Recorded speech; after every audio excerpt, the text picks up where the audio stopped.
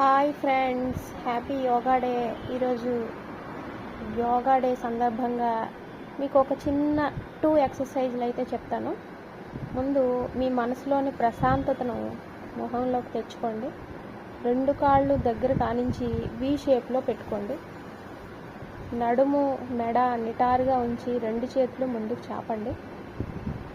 2 చేతులు బొటన వేళ్లను ముందుగా ఇలా మడవాలి. ఆ తర్వాత మిగతా 2 చేతుల వేళ్ళని కూడా అంటే గుప్పిట బిగించాలన్నమాట. గుప్పిటగా 1 సెకండ్ అలా ఉంచి నెమ్మదిగా ఇలాగా విడదీయాలి స్లోగా. ఈ ఎక్సర్సైజ్ ద్వారా చేతి వేలి కండరాలు బలపడతాయి అన్నమాట. ఇలా 10 టైమ్స్ చేయాలి.